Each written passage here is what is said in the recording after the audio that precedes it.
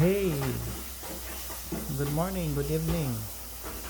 There in the Philippines is June 12 at around early morning also. Here it's 2 o'clock in the afternoon, June 11, here in Canada. Going summer. Yeah. So June 12, 1991. Uh, the date when I really stopped smoking. I really did stop smoking already.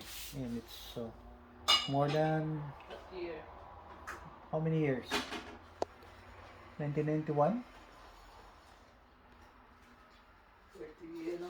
30 plus years. So the story behind my stoppage, I did it thrice. 1980s, 1983, 9 months, 1987, 3 months, and finally 1991 when Mama Ace delivered her youngest son, Ramboy, uh, on March 24, in April, May, June. So barely 3 months after the delivery of the youngest son, I really stopped smoking. But there was an incident that I cannot forget, you know. Um, Behind the scene is a traumatic experience. We did the cesarean section, but I was not the one who introduced the spinal anesthesia. Somebody else, senior and not even actively participating in our daily operation. He's the chief then of the hospital, but he was a previous the best the best of his age and contemporaries. Well, I just replaced him and noticed that when I arrived at the operating room, uh, they have already the baby out, and then I just inherited or replaced him. And after that closing time, but we noticed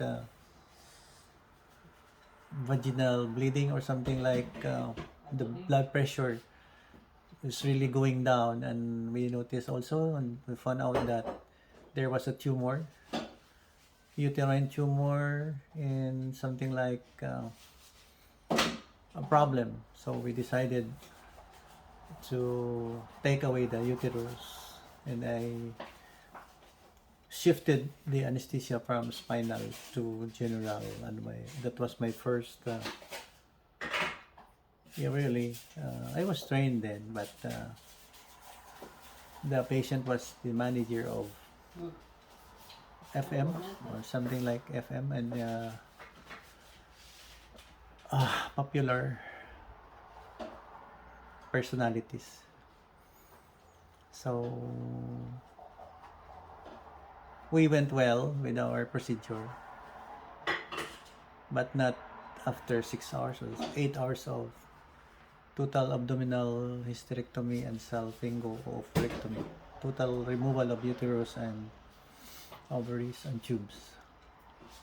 So we started around 10, we finished 7 o'clock in the evening.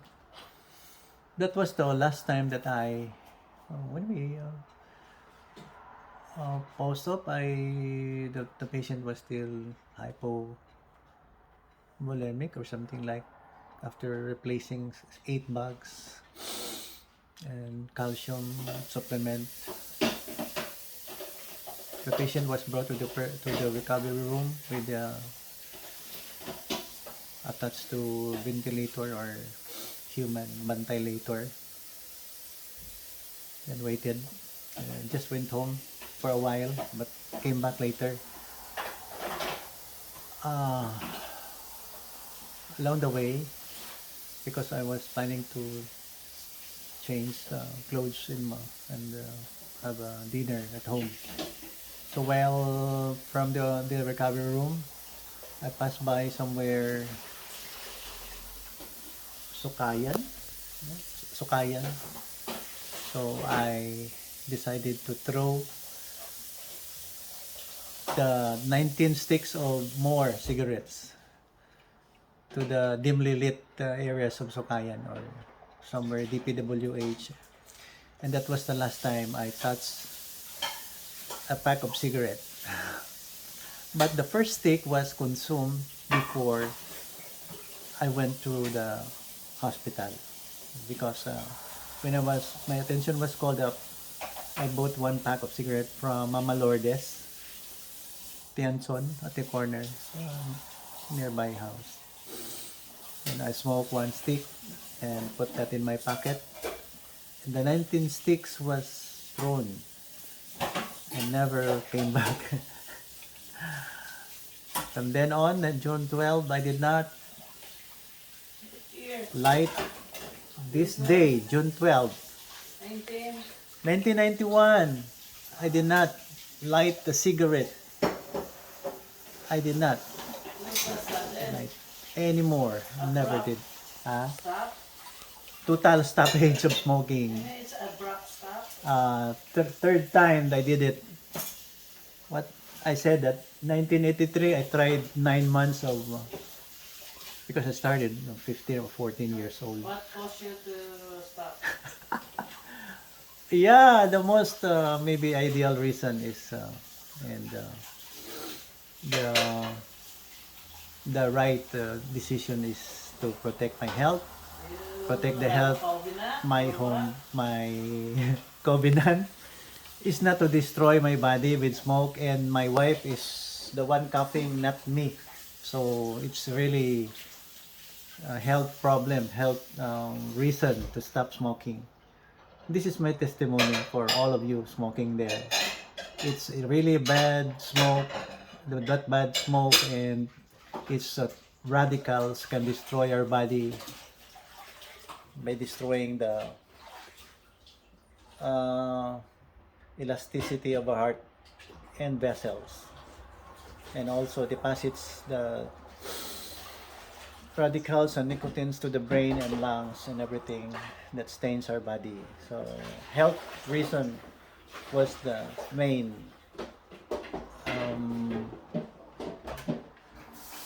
thing to consider. That was really exciting to reveal this. June 12 each year is my cigarette-free memory. The patient was alive. Everything. Yes, I went back immediately, and after that, after 6 hours at the recovery room, the patient was well and conscious. Praise God. Praise God. Yeah. It was the first time that I saw pale-looking patients with no blood pressure. It's only in the heart. That's why, as inventor, I invent one piece of stethoscope here, earpiece, connected to the heart through the esophageal stethoscope, and one from or over the chest, the second space there, left side of the chest, under your chest, precordial and esophageal. I compare also that the sounds coming from the skin and esophagus. That's how I monitor my general anesthesia patient. So maybe the girl now is the baby girl is now 33 years old. No? She might be married by then. Yeah, 1991. So that's the story of June 12, 1991. Thank you for watching. God bless. June 11 here in Canada. June 12 there in the Philippines. Mama is the best cook in town. Bye-bye. 10 minutes.